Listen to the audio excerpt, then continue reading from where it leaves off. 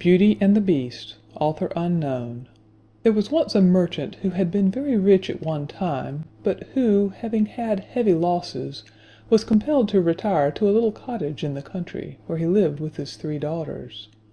The 2 elder ones were very much discontented at their poverty, and were always grumbling and making complaints. But the youngest one, who was called Beauty, and who was as amiable as she was handsome, tried all she could to comfort her father and make his home happy.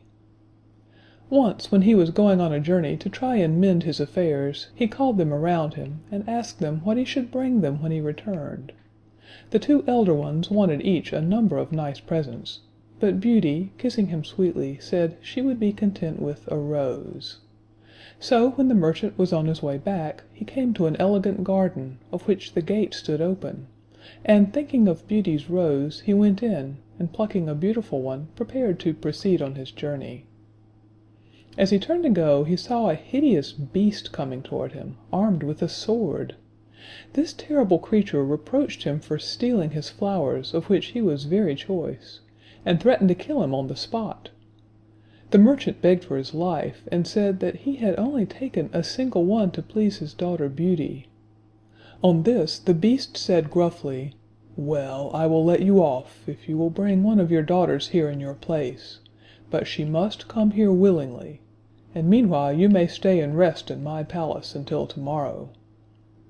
But, as you well may believe, the poor father did not feel much like eating or sleeping, although everything was done for his comfort, and in the morning the beast sent him home upon a beautiful horse.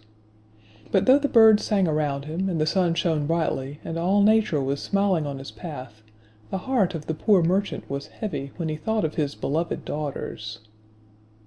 When he came near his home, his children came forth to meet him, but seeing the sadness of his face, and his eyes filled with tears, they asked him the cause of his trouble.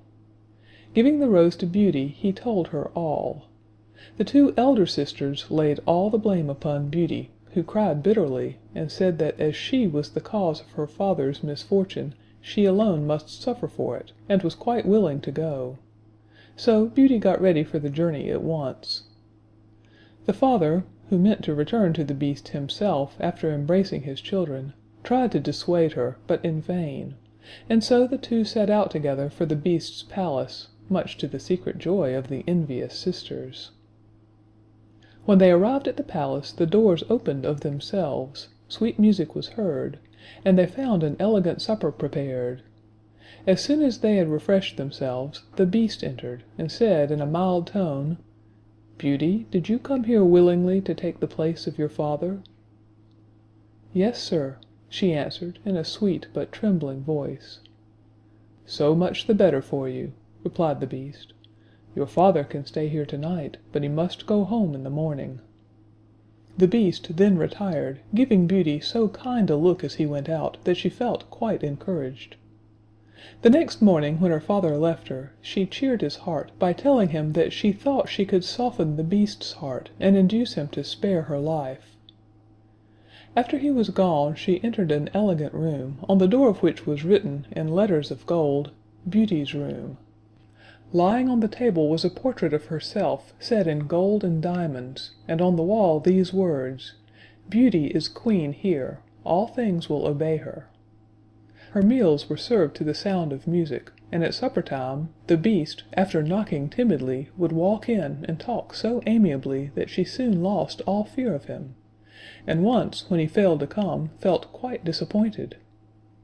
At last one night he said to her, "Am I so very ugly?" "Yes, indeed you are," said Beauty, "but you are so kind and generous that I do not mind your looks." "Will you marry me then, dear Beauty?" said the poor beast, with a look of such eager entreaty in his eyes, that Beauty's heart melted within her, and she was upon the point of saying yes. But happening to look towards him, at that moment her courage failed her, and turning away her head, she replied softly, "Oh, do not ask me." The beast then bade her good night, with a sad voice, and went away sighing as if his heart would break. The palace was full of rooms containing the most beautiful objects. In one room she saw a numerous troop of monkeys of all sizes and colors. They came to meet her, making her very low bows, and treating her with the greatest respect. Beauty was much pleased with them, and asked them to show her about the palace. Instantly 2 tall and graceful apes, in rich dresses, placed themselves, with great gravity, one on each side of her, while 2 sprightly little monkeys held up her train as pages. And from this time forth they waited upon her wherever she went, with all the attention and respect that officers of a royal palace are accustomed to pay to the greatest queens and princesses. In fact, Beauty was the queen of this splendid palace. She had only to wish for anything to have it, and she would have been quite contented if she could have had some company, for except at supper time she was always alone. Then the Beast would come in and behave so agreeably that she liked him more and more. And when he would say to her, "Dear Beauty, will you marry me?" in his soft and tender way, she could hardly find it in her heart to refuse him. Now, although Beauty had everything that heart could wish, she could not forget her father and sisters. At last, one evening she begged so hard to go home for a visit, that the Beast consented to her wish, on her promising not to stay more than 2 months. He then gave her a ring, telling her to place it on her dressing table when she wished either to go or return, and showed her a wardrobe filled with the most elegant clothes, as well as a quantity of splendid presents for her father and sisters. The poor Beast was more sad than ever after he had given his consent to her absence. It seemed to him as if he could not look at her enough, nor muster courage to leave her. She tried to cheer him, saying, "Be of good heart, Beauty will soon return."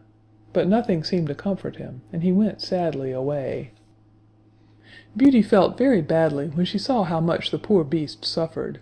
She tried, however, to dismiss him from her thoughts, and to think only of the joy of seeing her dear father and sisters on the morrow. Before retiring to rest, she took good care to place the ring upon the table, and great was her joy on awaking the next morning to find herself in her father's house, with the clothes and gifts from the palace at her bedside. At first she hardly knew where she was, for everything looked strange to her, but soon she heard the voice of her father, and rushing out of the room threw her loving arms around his neck. Beauty then related all the kindness and delicacy of the Beast toward her, and in return discovered that he had been as liberal to her father and sisters. He had given them the large and handsome house in which they now lived, with an income sufficient to keep them in comfort. For a long time Beauty was happy with her father and sisters, but she soon discovered that her sisters were jealous of her, and envied her the fine dresses and jewels the Beast had given her. She often thought tenderly of the poor Beast, alone in his palace, and as the 2 months were now over, she resolved to return to him as she had promised. But her father could not bear to lose her again, and coaxed her to stay with him a few days longer, which she at last consented to do, with many misgivings when she thought of her broken promise to the lonely Beast. At last, on the night before she intended to return, she dreamed that she saw the unhappy Beast lying dead on the ground in the palace garden. She awoke all trembling with terror and remorse, and leaving a note on the table for her dear father, placed the ring within her bosom, and wished herself back again in the palace. As soon as daylight appeared, she called her attendants, and searched the palace from top to bottom, but the Beast was nowhere to be found. She then ran to the garden, and there, in the very spot that she had seen in her dream, lay the poor Beast, gasping and senseless upon the ground, and seeming to be in the agonies of death. At this pitiful sight, Beauty clasped her hands, fell upon her knees, and reproached herself bitterly for having caused his death. "Alas, poor Beast!" she said, "I am the cause of this. How can I ever forgive myself for my unkindness to you, who were so good and generous to me and mine, and never even reproached me for my cruelty?" She then ran to a fountain for cold water, which she sprinkled over him, her tears meanwhile falling fast upon his hideous face.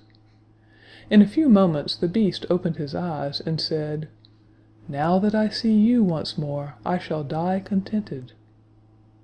"No, no!" she cried. "You shall not die! You shall live, and Beauty will be your faithful wife." The moment she uttered these words, a dazzling light shone around. The palace was brilliantly lighted up, and the air was filled with delicious music. In place of the terrible and dying Beast, she saw a young and handsome Prince, who knelt at her feet and told her that he had been condemned to wear the form of a frightful beast until a beautiful girl should love him in spite of his ugliness. At the same moment the apes and the monkeys, who had been in attendance upon her, were transformed into elegantly dressed ladies and gentlemen, who ranged themselves at a respectful distance, and performed their duties as gentlemen and maids of honor. The grateful Prince now claimed Beauty for his wife, and she, who had loved him, even under the form of the Beast, was now tenfold more in love with him as he appeared in his rightful form. So the very next day, Beauty and the Prince were married with great splendor, and lived happily together forever after.